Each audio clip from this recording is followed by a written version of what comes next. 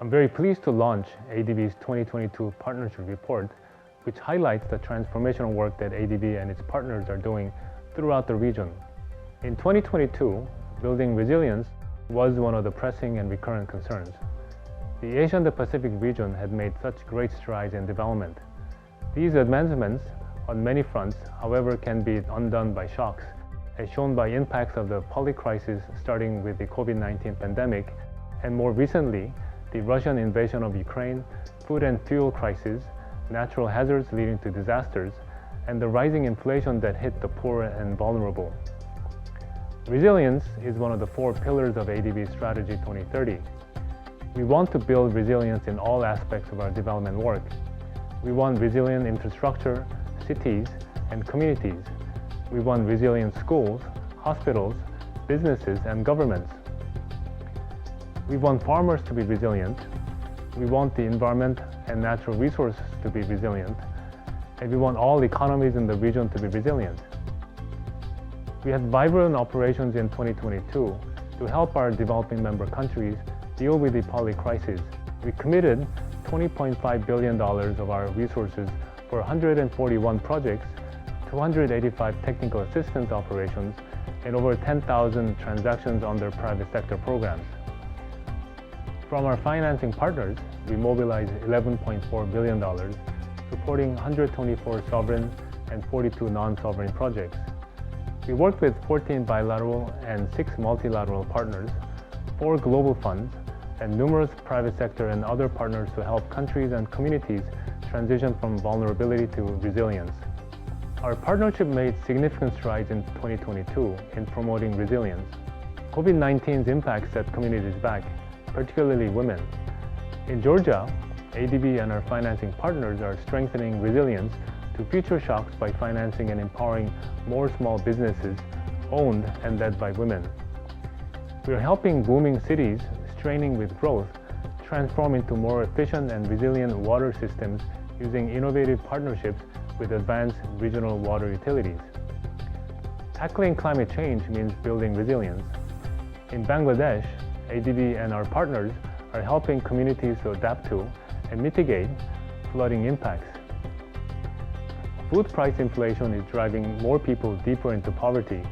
In Sri Lanka, ADB and our financing partners are strengthening vulnerable communities with cash transfers while also helping to expand climate-resilient crops.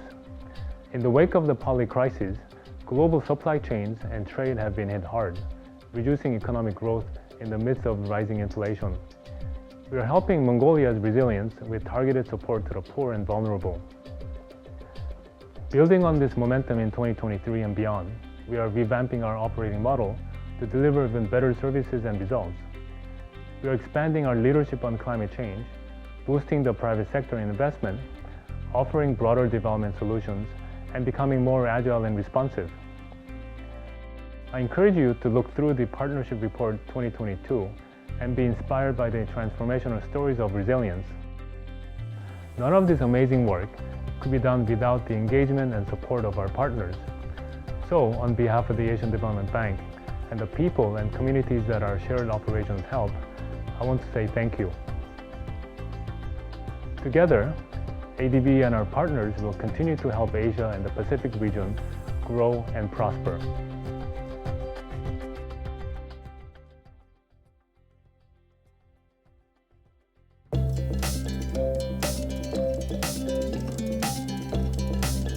New electric buses or e-buses are helping Vietnam fight climate change.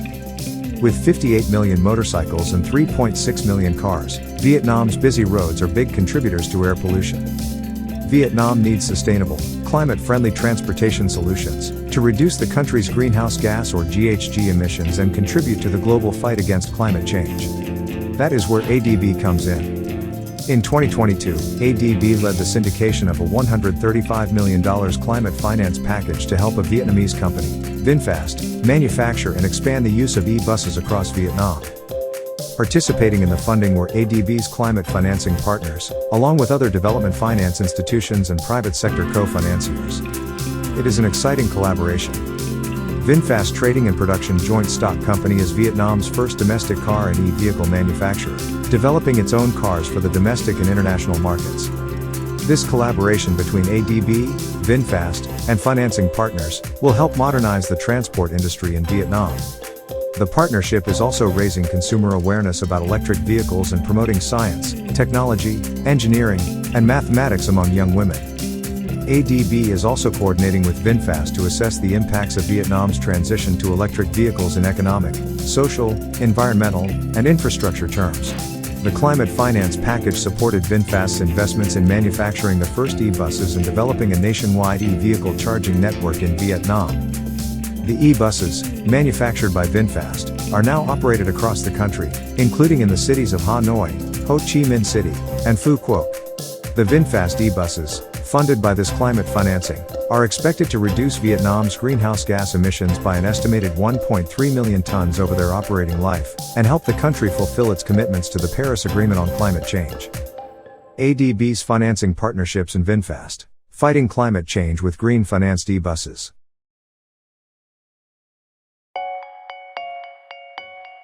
While still reeling from the economic effects of COVID-19, Mongolia was dealt with another shock. The Russian Federation's invasion of Ukraine. Mongolia's economy before the COVID-19 pandemic had been generally sound. Despite lifting pandemic-related restrictions and a successful vaccination campaign, the Russian Federation's invasion and PRC's COVID-19-related border restrictions continued to create disruptions in Mongolia's trade. The Russian Federation and the PRC are Mongolia's major trading partners. Inflation spiked to 16.1% in 2022, and was particularly high for food and fuel. The rising prices were hitting Mongolia's population, especially the vulnerable ones. To help the government set policies in place to cushion its people from the effects of these shocks, ADB, with cofinancing from the Asian Infrastructure Investment Bank, approved the Weathering Exogenous Shocks program. The program supports government measures to create resilience in the population, specifically the poor and vulnerable groups, to adverse economic shocks. As an immediate output, the program supported the government's initiative to temporarily increase direct cash transfers to households, aiming to reach 480,000 vulnerable households. After the program, cash transfers have been given to vulnerable households, that is, 100,000 Mongolian Tugrik via the government-led Child Money Program. Vulnerable groups are protected from the bad effects of external shocks, and pressures from rising prices have been addressed. ADB, AIIB, and Mongolia, working together to enable the poor and vulnerable withstand and recover from economic shocks.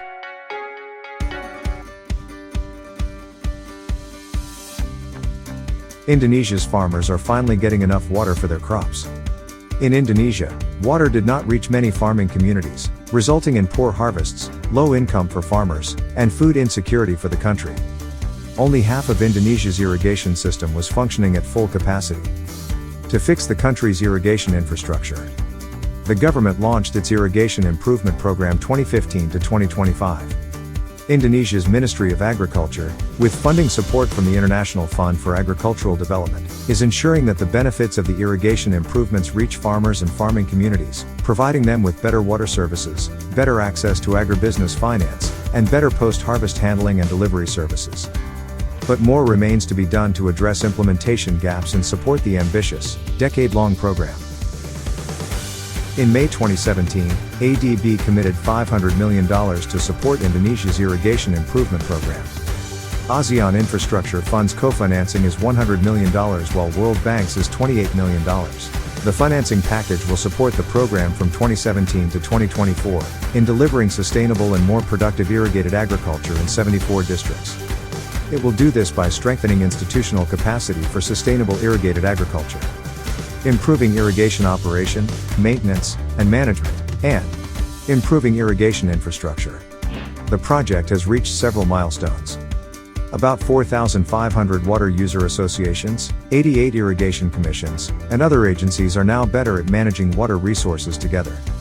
An irrigation asset management information system, in place since December 2019, supports the operations and maintenance of irrigation systems and infrastructure. As of 2023, the program has rehabilitated about 523,000 hectares of irrigation schemes. Indonesia's farmers are now getting more than enough water, enabling them to increase yield and ultimately improve the country's food security. ADB's financing partnerships. Helping farmers feed communities, cities, and countries.